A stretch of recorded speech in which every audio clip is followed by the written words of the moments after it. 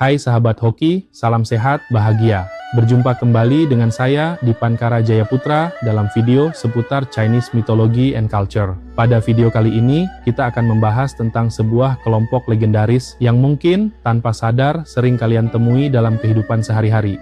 Pernahkah kalian bermain Genshin Impact dan bertemu dengan para adepti di Liyue? Atau mungkin kalian yang baru saja menamatkan Black Myth, Wukong, dan terpukau dengan desain karakter Kang Jinstar yang begitu mistis? Tahukah kalian bahwa konsep manusia yang melampaui batas mortalitas atau Xian ini berakar kuat pada legenda 8 tokoh yang sangat ikonik? Mereka bukan Avengers, tapi mereka adalah superhero tim pertama dalam sejarah timur. Mereka adalah Basyan atau 8 dewa. Tapi ada satu hal yang membuat mereka berbeda dari dewa-dewa Olympus atau dewa-dewa surgawi lainnya. Mereka tidak lahir sempurna, mereka adalah kita. Ada yang mantan jenderal perang yang depresi, ada pengamen jalanan yang nyentrik, ada pejabat yang malu dengan korupsi keluarganya, bahkan ada pengemis pincang yang rohnya terjebak di tubuh yang salah. Kenapa kisah mereka bertahan lebih dari 1000 tahun? Karena kisah Basyan adalah kisah tentang harapan. Bahwa tidak peduli seberapa rusak, gagal, atau cacatannya kehidupan kita saat ini, pintu menuju keabadian dan kebijaksanaan selalu terbuka. Siapkan teh hangat kalian, duduk yang nyaman, karena kita akan menyelami lautan kisah, sejarah, dan misteri dari 8 dewa. Sebelum kita membedah satu persatu tokoh unik ini, kita perlu meluruskan satu konsep dulu, sahabat hoki. Dalam budaya Tionghoa, ada perbedaan besar antara Shen, dewa, dan Xian, abadi. Shen seringkali adalah roh alam atau leluhur yang disembah. Namun, Xian, karakter yang membentuk nama Basyan, terdiri dari huruf orang dan gunung. Ini menyimbolkan manusia yang pergi ke gunung, menjauh dari keramaian duniawi untuk melatih diri, memurnikan energi, hingga akhirnya lepas dari siklus kematian. Kelompok 8 dewa yang kita kenal sekarang tidak muncul dalam semalam. Mereka seperti kepingan puzzle yang disatukan perlahan oleh sejarah. Pada masa dinasti Han, konsep 8 dewa sebenarnya merujuk pada 8 sarjana yang melayani Pangeran Huainan. Itu versi elitnya, tapi rakyat butuh pahlawan mereka sendiri. Barulah pada dinasti Tang dan Song, figur-figur nyentrik mulai bermunculan dalam catatan sejarah dan puisi. Ada pendeta gila, ada penyair mabuk, namun adalah para penulis naskah drama di dinasti Yuan yang mulai memasangkan mereka dalam satu panggung. Bayangkan ini seperti era di mana penulis komik mulai membuat crossover antar karakter. Puncaknya terjadi di dinasti Ming. Sebuah novel berjudul Journey to the East, Dong Yuji, karya Wu Yuantai, merangkum dan membakukan formasi 8 anggota ini. Novel inilah yang memberikan kita narasi petualangan epik yang akan kita bahas nanti. Jadi, ketika kita bicara Basyan, kita bicara tentang evolusi spiritualitas. Dari yang tadinya eksklusif milik pertapa gunung, menjadi milik rakyat jelata. Ini adalah simbol egaliter. Tua, muda, kaya, miskin, pria, wanita, bahkan yang sakit. Semua punya tempat di meja perjamuan surgawi. Mari kita berkenalan dengan mereka. Bukan sebagai patung di altar, tapi sebagai manusia yang pernah berjuang. 1. Zhongli Quan, Han Zhongli. Sang jenderal yang menemukan kedamaian. Kita mulai dari sang pemimpin, Zhongli Quan. Ia sering digambarkan dengan perut terbuka yang santai memegang kipas bulu. Tapi masa lalunya jauh dari kata santai. Ia adalah jenderal dinasti Han yang gagah berani. Titik baliknya adalah kekalahan total. Dalam sebuah pertempuran di Tibet, seluruh pasukannya hancur. Zhongli melarikan diri ke pegunungan, sendirian, lapar, dan menanggung malu yang luar biasa. Di titik terendah itulah ia bertemu seorang guru Tao, sering disebut Tuan Donghua. Sang guru tidak memberinya strategi perang, tapi mengajarkan cara memurnikan batin. Zhongli kemudian menemukan kotak giok berisi instruksi alkimia di sebuah gua. Saat kelaparan melanda Cina, ia tidak menggunakan kekuatannya untuk menimbun harta. Ia mengubah timah dan air raksa menjadi perak dan membagikannya kepada rakyat miskin. Kipasnya bukan sekadar hiasan, sahabat hoki. Kipas itu konon bisa menghidupkan orang mati. Ia mengajarkan kita bahwa kekalahan duniawi bisa menjadi awal kemenangan spiritual. 2. Li Teguai, si pincang besi, keindahan di balik rupa. Nah, geser ke tokoh yang kisahnya paling tragis tapi juga paling menyentuh, Li Teguai. Di awalnya adalah pria tampan bernama Li Xuan. Ia ahli dalam pelepasan roh. Suatu hari, ia ingin mengunjungi Laozi di langit. Ia berpesan pada muridnya, jaga tubuhku. Jika dalam 7 hari aku tidak kembali, baru bakar tubuhku. Sayangnya, pada hari ke-6, murid itu mendapat kabar ibunya sakit keras. Panik dan dilema, murid itu membakar tubuh Li Xuan sehari lebih cepat dan pulang. Ketika roh Li Xuan kembali, ia bingung. Rumahnya, tubuhnya sudah jadi abu. Dalam keputusasaan karena rohnya akan segera buyar, ia melihat mayat seorang pengemis pincang yang baru saja mati, kelaparan di hutan. Tidak ada pilihan, ia masuk ke tubuh itu. Saat ia bangun, ia kaget melihat dirinya pincang, kotor, dan berambut acak-acakan. Ia sempat ingin keluar lagi, tapi Laozi muncul dan menasihatinya. Bentuk fisik hanyalah wadah. Tao sejati tidak melihat rupa. Li Tieguai menerima takdirnya.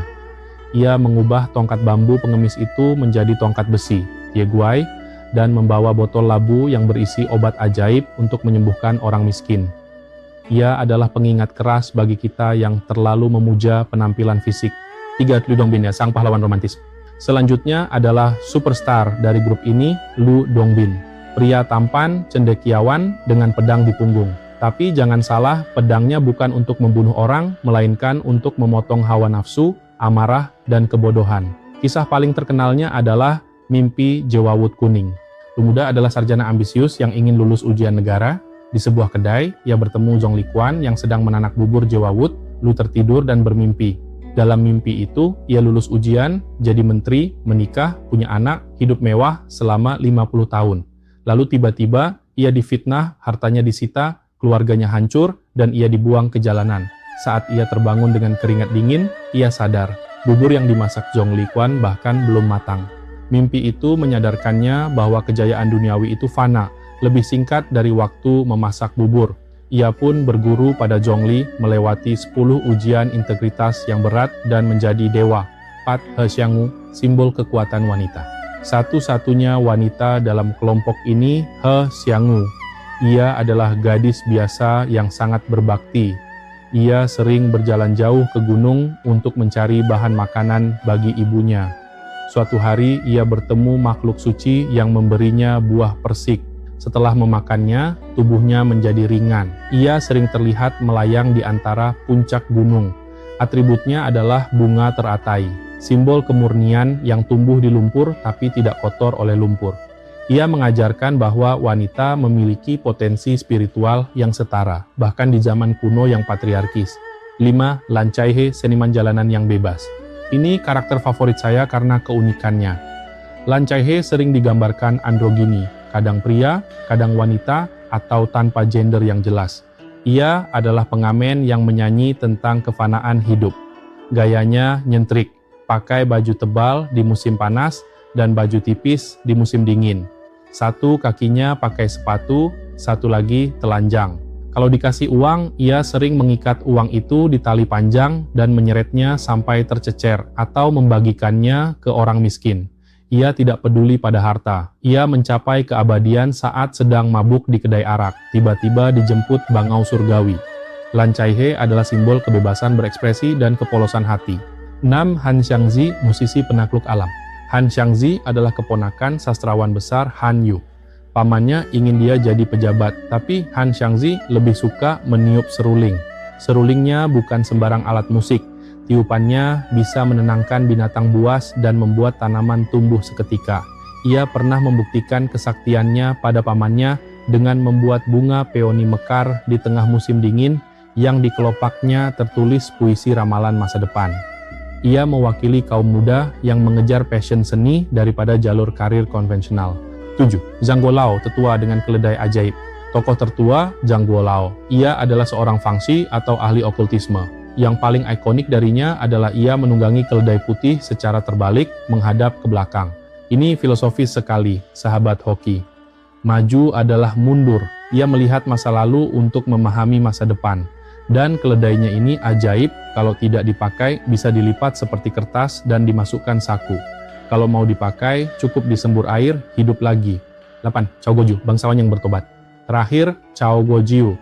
Dia adalah paman kaisar, pejabat tinggi. Tapi ia malu karena adiknya korup dan jahat. Cao melepaskan jabatannya, membagikan hartanya, dan pergi ke gunung. Saat bertemu Zhongli dan Lu, Mereka bertanya, di mana Tao? Cao menunjuk langit. Mereka tanya lagi, di mana langit? Cao menunjuk hatinya. Para dewa tertawa dan menerimanya. Ia sadar bahwa Tao, langit, dan hati adalah satu kesatuan. Nah, sekarang kita geser ke momen paling epik dalam sejarah mereka. Kalau di film Avengers ada Battle of New York, di Basian ada Basian Gohai atau 8 dewa menyeberangi lautan. Ceritanya bermula setelah mereka pulang dari pesta persik Ibu Suri Barat. Mereka sampai di Laut Timur yang berombak ganas. Lu Dongbin dengan jiwa petualangnya menantang, jangan pakai awan, mari kita lempar pusaka kita ke laut dan menaikinya untuk membuktikan kesaktian kita. Maka idiom Ge Shen Shen Tong masing-masing menunjukkan kesaktiannya lahir di sini. Tie Guai melempar tongkat besinya, Lan Cai He melempar keranjang bunganya, Han Xiangzi melempar serulingnya, dan mereka berselancar di atas ombak. Tapi cahaya dari pusaka mereka, terutama keranjang bunga Lan Cai He, bersinar terlalu terang hingga menembus dasar laut dan mengganggu istana Raja Naga Laut Timur. Putra Raja Naga yang tamak dan arogan melihat ini dan memutuskan untuk mencuri pusaka itu. Negosiasi gagal total. Perang pecah, Lu Dongbin mencabut pedangnya, membelah ombak dan membantai pasukan udang dan kepiting. Tie Guai membuka sumbat labunya, menyemburkan api surgawi yang membuat air laut mendidih. Bayangkan, laut jadi sup seafood raksasa. Raja Naga kepanasan dan mengamuk. Raja Naga Timur memanggil 3 saudaranya dari laut selatan, barat, dan utara. Mereka membalikkan air laut untuk menenggelamkan para dewa. Situasi kritis, namun Cao Guojiu mengeluarkan tablet gioknya, membelah air yang menerjang, menciptakan jalan kering di tengah laut. Pertempuran ini mengguncang langit dan bumi, hingga akhirnya Dewi Welas Asih, Kuan Im, Avalokitesvara muncul di tengah kekacauan. Dalam beberapa versi lain disebutkan Buddha atau Kaisar Giok. Kuan Im tidak memihak, ia menegur kedua belah pihak. Raja Naga ditegur karena ketamakan anaknya, dan Basian ditegur karena arogansi mereka yang pamer kekuatan hingga merusak ekosistem laut. Akhirnya, Lan Cai He dibebaskan. Raja Naga meminta maaf dan kedamaian pulih. Pesan moralnya dalam sekali. Bahkan orang suci pun bisa tergelincir oleh ego dan arogansi. Kesaktian tanpa kebijaksanaan hanya membawa kehancuran. Kisah ini bukan cuma dongeng masa lalu, sahabat hoki. Jejaknya sangat nyata, bahkan di Indonesia. Jika kalian jalan-jalan ke Glodok, Jakarta, mampirlah ke Kelenteng Jin De Yuan, Vihara Dharma Bhakti. Kelenteng tertua yang dibangun sejak 1650 ini memiliki altar untuk para dewa Tao, termasuk jejak pemujaan Basian yang sudah bertahan ratusan tahun, melewati berbagai peristiwa sejarah Jakarta, atau jika ke Semarang, di Kelenteng Sampukong. Meskipun didedikasikan untuk Laksamana Cheng Ho, ornamen dan relief di sana sering menampilkan motif Basian. Ini menunjukkan betapa cairnya budaya di Nusantara, di mana simbol Taoisme berpadu harmonis dengan sejarah lokal. Bagi masyarakat Tionghoa Indonesia, lukisan 8 dewa menyeberangi lautan sering dipajang di rumah. Bukan cuma untuk feng shui, tapi secara simbolis ini mengingatkan pada perjalanan leluhur yang menyeberangi lautan luas nan berbahaya demi mencari kehidupan baru di Nusantara. Dan di dunia modern, pop culture membuat mereka tetap hidup. Dalam game Genshin Impact, istilah adepti adalah terjemahan langsung dari Xian. Karakter-karakter yang tinggal di puncak gunung, punya wujud hewan dan manusia, itu inspirasinya dari sini. Bahkan di Black Myth, Wukong, karakter naga dan referensi langitnya satu alam semesta dengan legenda ini. Sahabat hoki, dari jenderal yang kalah perang, pengemis pincang, hingga seniman nyentrik, 8 dewa mengajarkan kita bahwa kesucian bukanlah tentang menjadi sempurna tanpa cacat. Mereka mengajarkan bahwa setiap dari kita, dengan segala kekurangan, masa lalu kelam, dan keanehan kita, memiliki potensi untuk menyeberangi lautan penderitaan kita masing-masing. Pusaka mereka, entah itu seruling, kipas, atau sekadar keranjang bunga, adalah metafora dari bakat unik yang kita miliki. Gunakanlah itu untuk membantu sesama, bukan untuk pamer semata.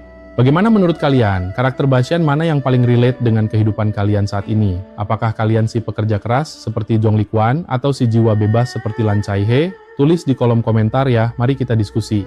Terima kasih sudah menemani saya menyelami kisah epik ini. Jangan lupa like, subscribe, dan nyalakan lonceng notifikasi agar tidak ketinggalan perjalanan sejarah kita berikutnya. Terkandung makna dan esensi yang mendalam dari setiap festival dan perayaan yang dilakukan leluhur kita dahulu.